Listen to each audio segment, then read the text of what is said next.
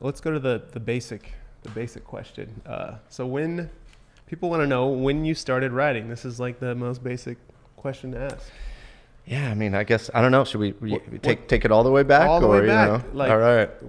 When did you first start riding, and then like when did you like seriously start riding? You know.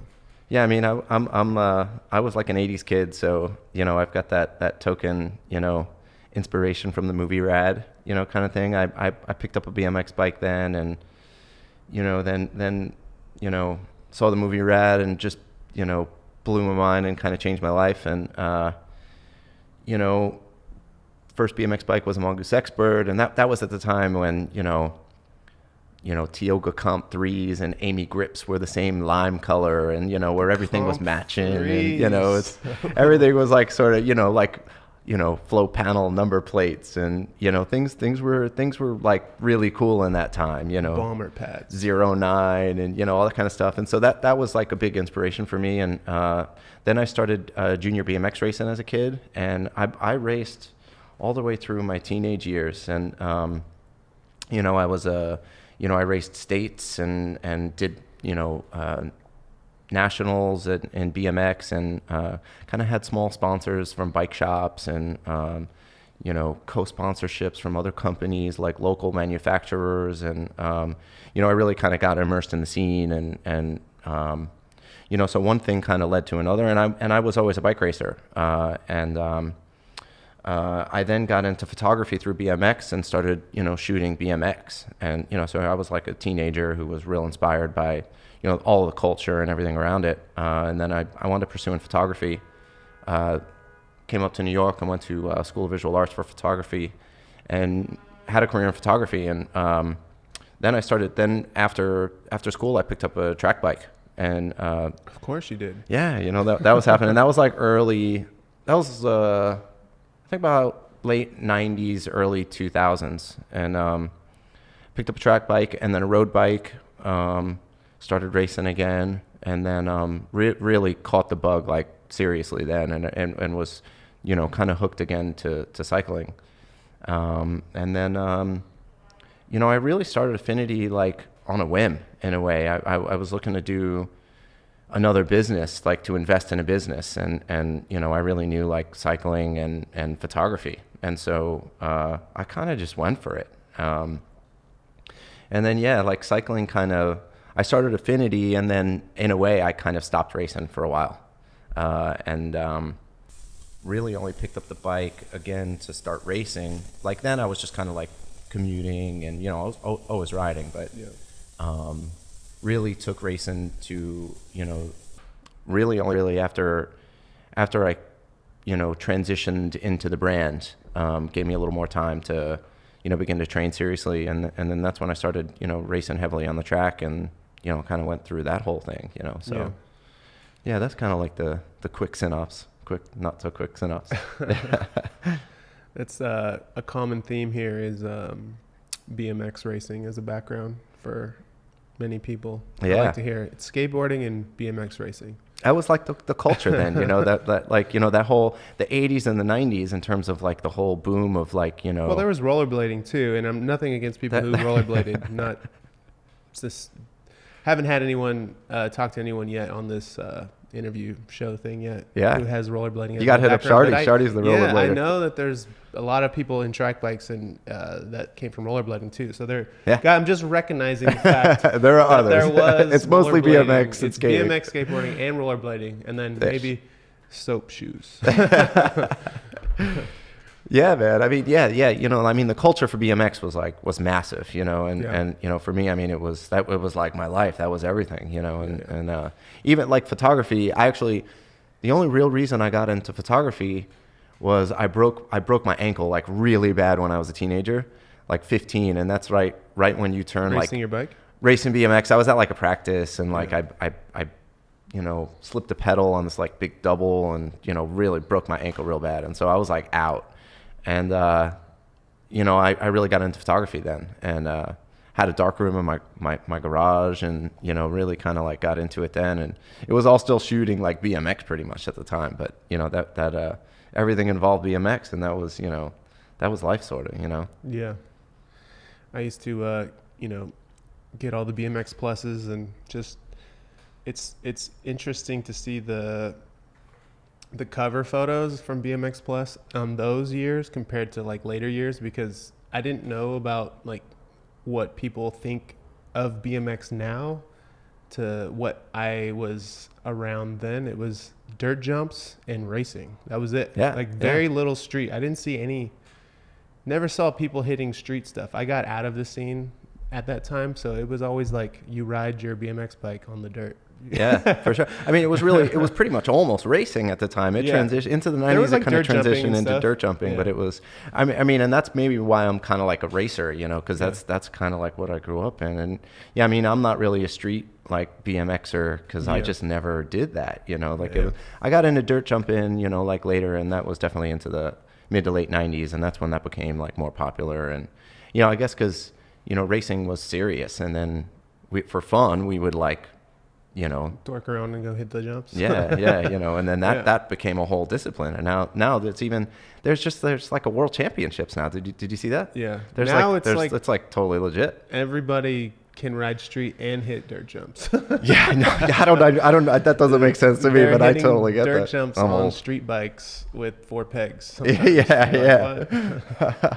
And that's rad, man. That's super cool. That the way that it's all transitioned, and I think that's also why there's like such a big influence for, that kind of culture, the BMX like flair in track bikes and in like this kind of like fixie scene or whatever, and even fixed gear freestyle, a lot of those guys, transition or BMXers or whatever. And even in racing, you got like track racers who came from BMX or Tour de France guys, like sprinters, like a lot of the big sprinters were BMXers or started off in BMX. So, it definitely has a huge influence. Yeah, it's been around. It's always going to influence, I think. Yeah, definitely. So you talked about track racing. I'd love for you to explain the progress from like the first time you rode seriously, like racing from a Cat 5 on a track to like being a Masters. Wait, what's your national title that you have? Yeah, so I was the 2018 Team Pursuit Masters National Champion in the 35-44 age category. There we go. See, this is a national champion right here. I suppose so. So yeah, I would just like to hear like, explain how long it took that journey to get to that. That's like, probably a high point in your track racing career, right? For sure. Yeah. And like, how demanding it was, like how did the fun go away? Like, Sure. Yeah. That's a big story too. Job? It is a job. Yeah. So, I mean, I think the transition happened, it took a bunch of years, and I mean, really to get serious, it takes a while, and I think your body has to develop and you have to develop, and, stuff like that takes time. Again, I when the shop closed, I started riding again, and then kind of transitioned into training, and, I really began to take it seriously about 3 or 4 years ago, to where I was, I just, started riding a ton and training, and then, through Affinity and sponsoring other racers, I've gotten to know a lot of like coaches and, the whole scene at T-Town. And, a really good friend of mine is Gil Hatton, who's, a tremendous bike racer and coach. And, he's probably one of the most legendary American track racers, in history. He's an American track racer who went to race the Keirin in Japan and had an incredible career as a track racer, and then went on to coach Marty Nothstine to gold. And he's then trained other Affinity racers. And I kind of one day called him up and said, hey, I want to take this seriously. And I don't think he took me seriously in the beginning. He was like, yeah, sure. I think it was more of a favor than him, because he doesn't take on racers like that. Coaches at that level don't really just take on anybody, So in a way, it's you kind of have to prove yourself And I think I'll be honest, in a way, like since I knew him and had such a good relationship, is probably the only reason he really took me on. And I think at the same time, he didn't really know that I could race, that like I had been a racer for life, and that I knew that if I really had a program and took it seriously, I could get somewhere. So I started training with Gil, and then he gave me a goal, and he was like, well, he said, you need a goal. I was like, all right, well, I want to race. I want to get to T-Town. One of my goals was to try to race with some of the sponsored racers that I had raced with, or sponsored. So the Cost brothers. I wanted to do a Madison, and I still haven't done that. So Christian, we still got to do that. The idea was that I wanted to get fast enough to race in the pro ranks, like on the Friday nights, and kind of like get out there and swing it with like the pros. Yeah.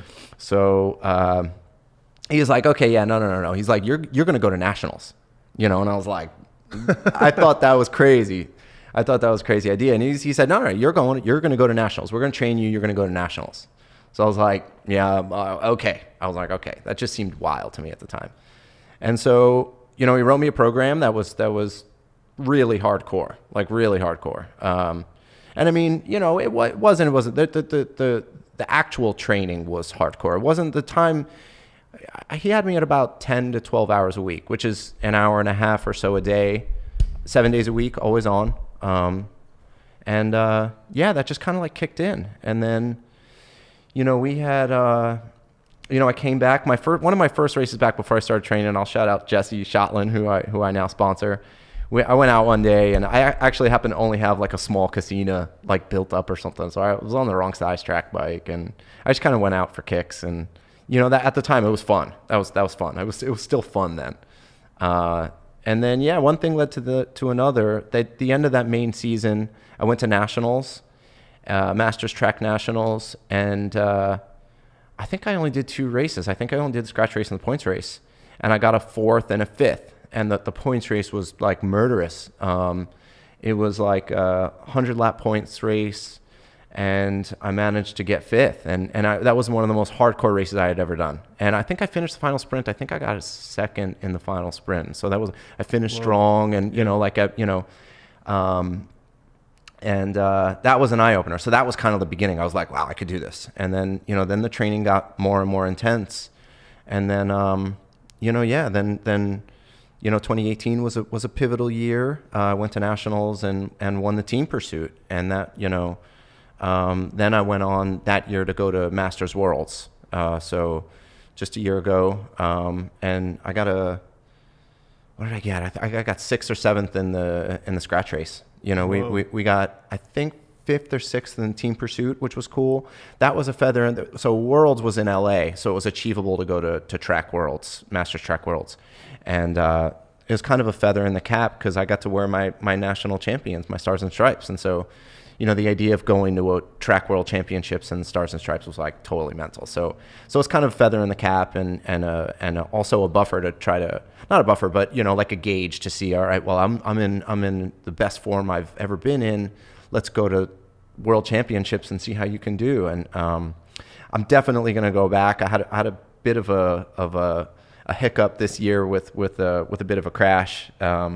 But yeah, it's been a blast, and it is a part-time job. I mean, it really is at that level, and I did lose, some of the fun from it. But actually after this crash, which I guess we'll get into, but I've got a different perspective, and it's about changing it up, I think, people get into bikes, and then it's fun, and then maybe you get competitive, and then you burn out, and then you try something else, and it gets fun. And I think it's all, at the end of the day, you love your bike and you love to ride it or race it or do whatever. And I think it's about being healthy and then also loving what you do.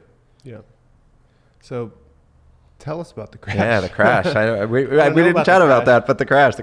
Yeah, I mean, it's funny too, because that was it's weird. It became like a pivotal point. I was on my way to go to nationals, and then I raced. So I was racing this year. I did the UCI races at T-Town, and a lot of the Friday nights, and I've got my Cat 2 upgrade, and so I race kind of with the pros at T-Town, and that's been a great experience. I get my butt kicked, and but I go out there and race with guys who are going to the Olympics. And last year was a big year because it was this year because it was on an Olympic year. And so here we are like racing with all the pros and stuff. And that was fun. And I learned a lot about myself and I got really fit.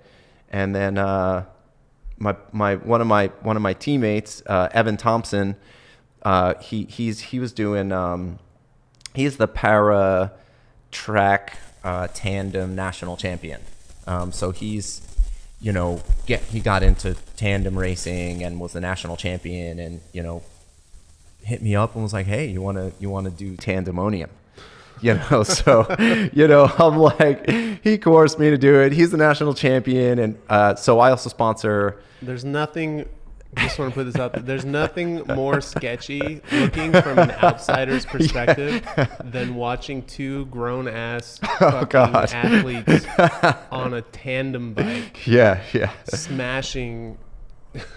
I don't know how fast. Really fast. It's fast, yeah. I mean, it's like a roller coaster. I mean, it's terrifying and exhilarating all at the same time. It's mental. And you got to see the crash video. The crash video's on our Instagram page, and it's like totally mental. It's crazy looking. Yeah. So and we also then I also sponsor Tom Rotheram, and his brother Matt is the para world champion who's on his way to go to the Olympics, and so he's the world champion. So so Evan flew in and we did tandemonium, and we happened to do it on this like insane $40,000 track bike that Marty Nothstine rode that I later learned is cursed. So no one told me this before until I crashed, and then everyone's like, "Oh yeah, you crashed on the cursed tandem bike." So we were having a blast. We got to the final round, and it was a match sprint, and we were kind of jockeying, and we engaged in the sprint, and unfortunately the chain snapped, like the one of the chains, the front chain, I forgot what it's called now, but it snapped, and we were engaging in the sprint. Fortunately, we weren't going like full speed, but the chain snapped and wound up wrapping into the front wheel, which was like a Carima 4-spoke. And then we started going down track. We hit like the back disc wheel of our our opponents, who was my teammate and the world champion in that discipline. Yeah. And we went down really hard. And I was not the pilot. I was a stoker, because Evan is used to riding. He should be snapped, and we were engaging a sprint stoker because he's like the bigger, heavier, sprinter guy. But he rides. He's the pilot because he's a para rider. And we went down, it seized the front wheel, then the fork snapped off the bike. So our tandem track bike became a world champion cycle. And we went down pretty hard. There's a video. The video's on our Instagram page, and it was pretty hardcore. So I had a concussion and fractures, and it was pretty bad, and I thought I was kind of like getting okay, and then it turned out a few weeks in, I wound up getting vertigo, and it just stopped me in my tracks, for about a month or two almost, and back training, and then it was just a big perspective kind of thing. I had been going real hard for 4 years and getting fast and having fun and doing great things, and then I realized wow, like this whole existence is fragile, but also like as a whole, like it was a job pretty much, and so I'm back training, but things are a little more casual, and my recovery days I actually ride without a kit on. I spin laps. Laps like in clothes or shorts, and that was weird. I went on a bike ride with a friend, and I realized I was spinning laps in the park, and I realized I couldn't remember the last time that I had been in the park on a bicycle in like shorts and not a kit. And so like it was just like weird perspectives, and I guess the crash nor do I like have fun on a bicycle. You're trying to get me like Terry's been trying to get me to like go like out of the city, like get me on like some dirt, or trying to get him off the road, and like, just so he can try different style of bike, and just get out there away from the normal road and track kind of riding. Yeah, it's funny, the first time we like contrast. Inadvertently, the first time, I mean, we didn't really hang, we hung a little bit, but when we did what's it called? Trimble's Neversink. Oh yeah, And yeah, that was fun. I mean, for me, that was Neversink was a huge, like, that totally like helped the burnout at the time, because that was just before. So Neversink is a race thrown by the same guy who Dave Trimble, who threw all the Red Hook crits. He also did these road races. And they're gnarly climbing, and it's on road and off road, and it's all upstate New York. And that day it actually rained for the first like hour or two. So, and I thought it was gonna be freezing, so I wore too many clothes. And man, it was fun. And then that was great. Jason, being the track bike racing person that he is, rode on tubular tires, right? Yeah, I did. Yeah, I got sunk. I didn't finish, but he flatted out. I flatted out. I thought, well, and you know, fix the tubular. I couldn't fit, you know, and I couldn't get a wheel, and you know, that was I thought at the time, I ride tubulars. I'm a track guy, and so I pretty much roll tubulars, and I had a pair of Zips, you know, that I think they had 25C tires, and I have sealant in them, and so I figured that was the best option, you know, and turns out it wasn't, you know, but I wound up riding on that. It was a rear flat. I wound up riding like, over an hour or more. I was trying to finish on a flat.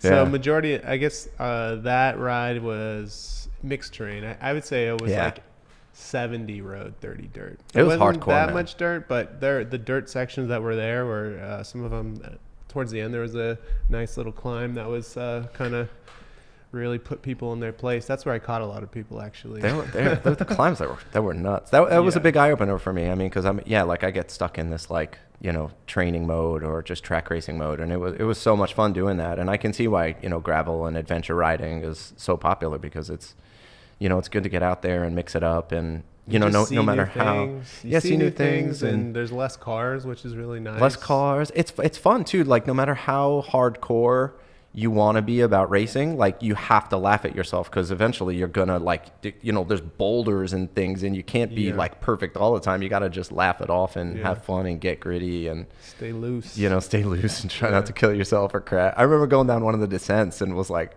I grabbed my brakes and there was no brakes, and there were boulders, and I just like held on and like screamed, you know.